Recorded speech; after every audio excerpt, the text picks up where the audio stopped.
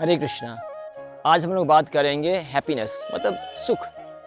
हर व्यक्ति सुख के पीछे दौड़ रहा है, लेकिन सुख मिलता कहाँ है। बोलते लाख 84 भ्रमण कर ले रे मन, कहीं ना मिले सुख आराम रे। 84 लाख योनि भ्रमण कर रहे हैं, कभी इस डाल का फल कभी उस डाल का फल चखे जा रहा है जीव, लेकिन जीव को आनंद कहीं नहीं मिलता। और इसके लिए प्रभुपाद जी ने एक बहुत अच्छा किताब भी लिख दिया, चैंट एंड बी हैप्पी, मतलब भगवान का नाम लो और सुख को प्राप्त करो। लेकिन वो नाम के प्रति जो हमारा रुचि है, आनंद कब आएगा? जब हम अपने आप का विस्तार करेंगे, मतलब जब हम अपने अपने हृदय का विस्तार करते हैं। और यही वैष्णवी गुण है। मतलब वैष्णव जन तो तेने कहिए जे, पीर पराए जाने रे। पर दुखे उपकार करे तो ए, मन अभिमान नाने रे। अब देखिए, दूसरे के सुख में वैष्णव सुख पाता है और दूसरे के दुख में वैष्णव दुख पाता है। अब एक गुण हमारे अंदर कैसे आएगा, इसका अभ्यास करना पड़ेगा। जैसे मान लीजिए आप मंदिर आते हैं और प्रसाद के लिए लाइन लगा हुआ है, तो एक साधारण व्यक्ति के अंदर इच्छा क्या होगा?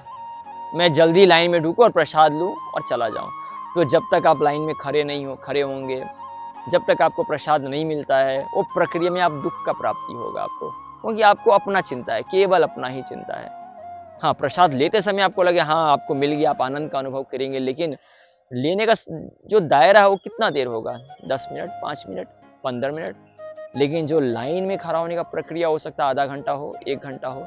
तो आप 1 घंटा दुख लेके जा रहे हैं और 5 से 10 मिनट का सुख लेके जा रहे हैं। लेकिन एक वैष्णव है, वो लाइन में खड़ा है और वो हर किसी को प्रसाद लेते हुए देख के आनंद का प्राप्ति कर रहा है। अब सोचिए, वो जब खुद प्रसाद लेगा तो एक एक दाना का आनंद उठाएगा, और दूसरे को भी प्रसाद लेते हुए देख के आनंद उठाता है, तो उसने मंदिर से 1.5 घंटे का आनंद ले गया, और एक साधारण व्यक्ति सिर्फ 5 से 10 मिनट का आनंद ले गया।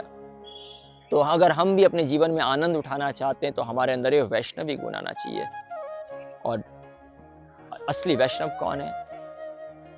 जो दूसरे के दुख को दुख समझता है, जिसको नाम में रुचि है, और जो वैष्णव का सेवा करता है। ये 3 वैष्णव के अंदर गुण होता है।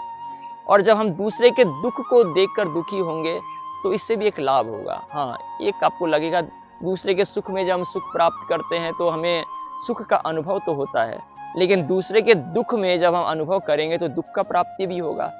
लेकिन यहाँ पे ये जो दुख का प्राप्ति है, ये हमें आत्मबोध की तरफ, मतलब सेल्फ रियलाइजेशन की तरफ ले जाएगा।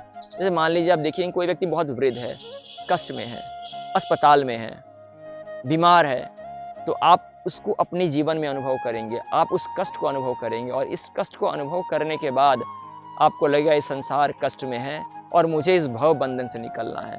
तो आपका जो सफ़र है वो सेल्फ रियलाइजेशन, आत्मबोध की तरफ बढ़ जाएगा। इसलिए अपने आप का फैलाव हम लोग सभी को करना चाहिए। और जो लोग अपने आप को सिकुड़ के रखते, कॉन्ट्रैक्शन लीड्स टू मिजरी। अगर आप अपने आप को सिकुड़ के रखेंगे, सिर्फ अपने तक ही, अपनी खुशी को सिर्फ अपने इस शरीर तक सीमित रखेंगे, तो केवल और केवल हमें दुख देगा। और आप इसको बहुत गहराई में अगर जब प्रवेश करेंगे इस सत्य में, तो आप पाएंगे हमारा दुख का कारण यही है कि हम केवल और केवल अपने इस शरीर को इंद्रिय भोग देने में, सुख देने में, अपने परिवार को सुख देने में हम सिमट के रह गए हैं।